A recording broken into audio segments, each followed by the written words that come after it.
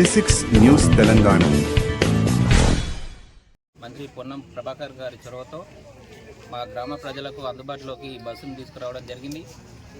మరి మా గ్రామ ప్రజల తరఫున మరియు మా యొక్క కార్యకర్తలు, నాయకులు, లీడర్లు వీళ్ళందరికీ కూడా మాకు సహకరించినటువంటి వాళ్ళందరికీ కూడా ఈ సందర్భంగా ధన్యవాదాలు.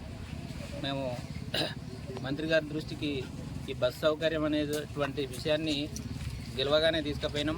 అప్పుడే తక్షణమే స్పందించి మాకు ఈ బస్సును శాంక్షన్ చేయడం జరిగింది. కానీ ఇటు ఉన్నటువంటి రోడ్ ఏదైతే ఉందో అది క్లియరెన్స్ సరిగా లేక ఇబ్బందులు ఎదురైనాయి. దాన్ని కూడా సమస్యను మేము క్లియర్ చేయడం జరిగింది. తర్వాత ఈ బస్సు గత ప్రభుత్వం నెగ్లెక్ట్ చేసింది. ఈ రోడ్లు కానీ లేకపోతే ఇక్కడ ఉన్నటువంటి బ్రిడ్జులు కానీ వాటన్నిటిని కూడా మా ప్రాంతాన్ని పూర్తిగా నెగ్లెక్ట్ చేసినటువంటి సందర్భం ఉంది.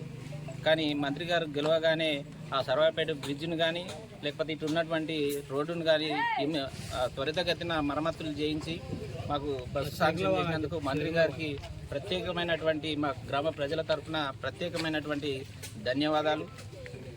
ఈ బస్సును మా గ్రామ పంచాయతీ పరిధిలోని ఆడపడుచులు అందరూ కూడా సద్వినియోగం చేసుకొని దీని యొక్క ఆవశ్యకతను పెంచే విధంగా వాళ్ళందరూ కూడా ప్రయాణం చేయాలని మనస్ఫూర్తిగా కోరుకుంటూ వాళ్ళకి ఇంకా ముందు కూడా మంత్రి గారి దగ్గర నుంచి ఏవైనా సమస్యలు ఉన్నట్టు అయితే మేము తీర్చడానికి సిద్ధంగా ఉన్నాం.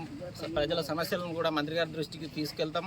వారికి ఎప్పుడు అందుబాటులో ఉండి అన్ని విధాలుగా సహకరిస్తామని ఈ సందర్భంగా మేము తెలియజేస్తున్నాం.